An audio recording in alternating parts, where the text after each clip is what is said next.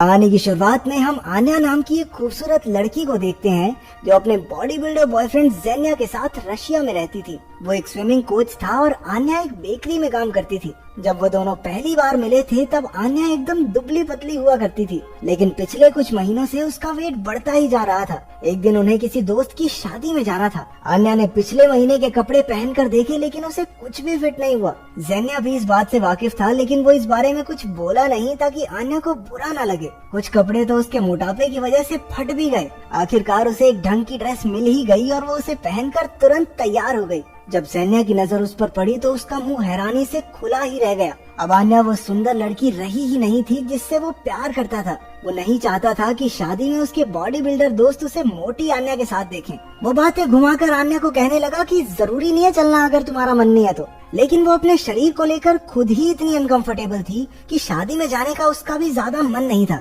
जेन्या के जाने के बाद आन्या ने कपड़े बदल कर अपना वेट चेक किया। वो पूरे 76 किलो की हो चुकी थी। उसे अपने मोटापे से शिकायत तो बहुत थी, लेकिन उस पर काम करने का मन नहीं करता था। अब भी उसने तेल में गर्मा गर्म पकौड़े तले और मजे से फोन चलाने लगी। फोन पर उसने जेन्या और कुछ दोस्तों की शादी की तस्वीरें देखी। उसने जूम करके देखा कि जेन्या के आसपास की सभी लड़कियां एकदम पतली और फिट थी। ये देखकर वो और दुखी हो गई। तभी उसके सामने एक वीडियो आई जिसमें एक लड़की जेन्या के गाल पर किस कर रही थी। ये देखकर वो झट से तैयार हुई और पार्टी के लिए निकल गई। जब आन्या शादी की पार्टी में पहुंची तो उसने देखा कि जेन्या उसी लड़की के साथ चिपक कर नाच रहा था। आन्या को ये देखकर बहुत जलन हुई और वो उन दोनों के बीच जाकर नाचने लगी।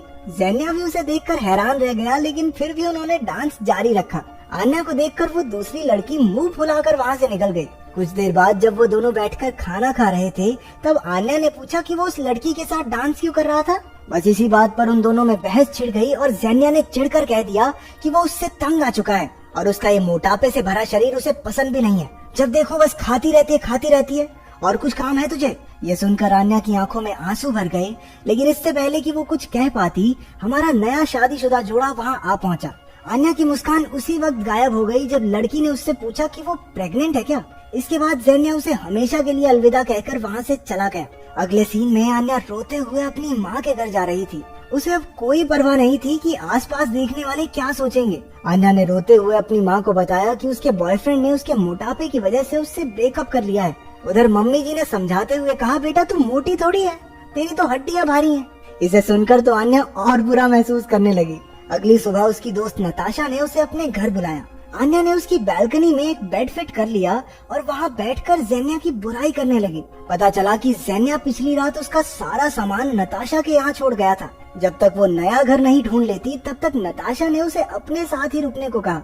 इसके बाद आन्या रो रो कर बस जेन्या की बुराई किए जा रही थी। नताशा और उसके पति ने उसे शांत करने की बहुत कोशिश की, लेकिन कोई फायदा नहीं हुआ। अगली सुबह नताशा ने उसे अपनी एक फ्रेंड की कहानी सुनाई जो बिल्कुल उसके जैसी हालत में थी। उसके बॉयफ्रेंड ने भी उससे ब्रेकअप कर लिया था क्योंकि वो मोटी हो गई थी।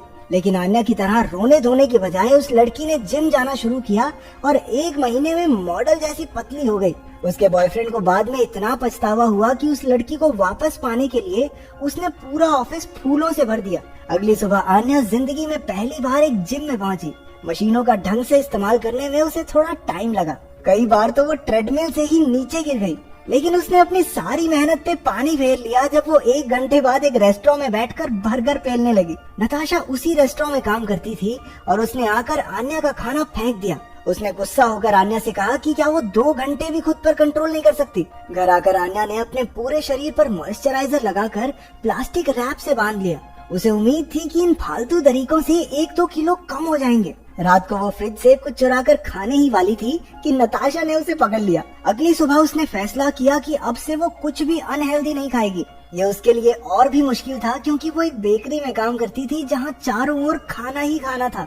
एक केक बनाते वक्त उसने गलती से अपनी उंगली चाट ली और इसके बदले उसने उसी वक्त 10 स्क्वाट्स किए। दिन भर खाने की चीजें उसे अपनी ओर खींचती रही।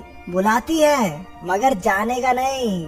और ऐसे ही आन्या ने पूरा दिन खुद को कंट्रोल किए रखा। शाम को वो कमरे में केक के साथ बिल्कुल अकेली थी। कुछ मिनट तक तो वो उसे घूरती ही रही और मन में उसे खाने का कोई ना कोई बहाना सोचने लगी। आखिरकार उसके सब्र का बांध टूट गया और वो एक ही बार में आधा केक खा गई। अब उसे एहसास हुआ कि शायद उसे ईटिंग डिसऑर्डर है। वो ऐसे लोगों की मीटिंग में गई जो उसी की तरह हर वक्त कुछ न कुछ खाने की लत से परेशान थे। वहाँ एक आदमी भी था जिसका नाम है कोल्या। आन्या को सबके सामने बात करने में शर्मिंदगी महसूस हो रही थी, इसलिए उसने खुद को एंजेला नाम की एक जर्नलिस्ट बताया जो उन जैसे लोगों पर एक कहानी लिख रही है। वहाँ मौजूद सब लोग अपनी बीमारी के लिए कोई न कोई बहाना देने लगे। कोई मानना ही नहीं चाहता था कि उन्हें कोई प्रॉब्लम है। ये देखकर कोल्या ने सबसे चिढ़कर कहा कि उन्हें सच्चाई को अपनाना ही होगा। उसने आन्या के झूठ के पार भी देख लिया था। वो जानता था कि आन्या भी झूठ बोल रही है। ये देखकर कि उसकी सच्चाई सबके सामने आने वाली है, आन्या एक फोन कॉल का बहाना करके बाहर चली गई, लेकिन कोल्या ने उसका पीछा किया।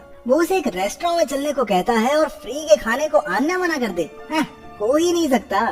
कोल्या ने उसे आइडिया दिया कि उन्हें एक दूसरे का फिटनेस स्पॉन्सर बन जाना चाहिए। इसके मुताबिक उन्हें रोज इकट्ठे एक्सरसाइज करनी होगी, कुछ भी खाने से पहले एक दूसरे से पूछना होगा और एक दूसरे का सहारा बनना होगा। आन्या थोड़ी हिचकिचा रही थी, लेकिन फिर उसने सोचा कि ट्राई करने में क्या ही जाता है। अगले दिन से दोनों हर सुबह पार्क में दौड़ने लगे। जैसे जैसे वक्त बीता तो आन्या को एहसास हुआ कि कोल्या सच में एक अच्छा इंसान है। वो अपने मोटापे की वजह से खुद को बुरा महसूस नहीं करता था। उसके साथ रहकर आन्या भी खुद से प्यार करना सीख गई। दोनों एक दूसरे की परेशानियां समझते थे। जल्द ही आन्या का वजन कम होने लगा। जब भी वो उदास होती तो कोल्या के साथ गला फाड़ कर चिल्लाने के बाद वो शांत हो जाती। आन्या बस ये चाहती थी कि ज़ेन्या फिर से उसे पसंद करने लगे, और इस बात से कोल्या को बहुत जलन होती थी। 1.5 महीने में उसने लगभग 10 किलो वजन कम कर लिया था। अब उसने ज़ेन्या से मिलने का प्लान बनाया। वो स्विमिंग पूल पर पहुंची और गलती से उससे टकराने की एक्टिंग की। उसे देखते ही ज़ेन्या के होश उड़ गए। कुछ देर बाद वो दोनों पूल में पानी से खेलने लगे। सब सही चल रहा था, फिर वहाँ शादी के दिन वाली लड़की आ गई जो अब खुद को ज़ेन्या की गर्लफ्रेंड बता रही थी। आन्या का दिल एक बार फिर से चकनाचूर हो गया। वो रात भर शराब पीकर पार्टी करती रही।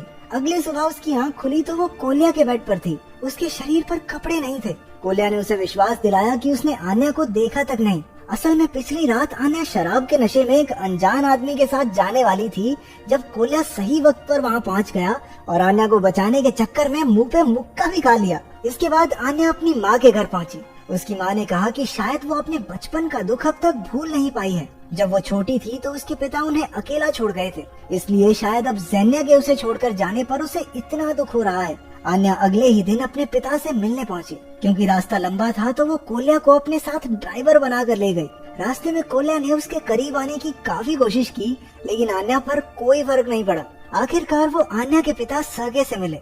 आन्या ने उससे पूछा कि वो उनसे दूर क्यों चले गए। सर्गे ने उसे याद दिलाया कि वो उसके जन्मदिन पर उससे मिलने आया था, लेकिन उसने खिड़की से ही उसे वापस भगा दिया था। रात को आन्या ने गलती से एक मोमबत्ती गिरा दी, जिससे पूरे लकड़ी के घर में आग लग गई। सर्गे उस पर जोर जोर से चिल्लाने लगता है। उसे आन्या की जान की कोई परवाह नहीं थी। ये देखकर आन्या ने उसी समय वहाँ से जाने का फैसला लिया। अपने घर के अंदर जाने से पहले आन्या ने कोल्या की नाक पर किस किया। कोल्या का तो जैसे दिन बन गया था। पैसे ना होने पर उसने अपनी घड़ी बेचकर आन्या के लिए फूल खरीदे। उधर ज़ेन्या अपने किए पर शर्मिंदा होकर आन्या से माफी मांगने पहुंचा। कुछ ही देर में दोनों में गुलुगुलु शुरू हो गई। जब बेचारा कोल्या फूल लेकर पहुंचा तो उसने आन्या को ज़ेन्या के साथ देख लिया। वो बेहद उदास होकर वहाँ से चला गया।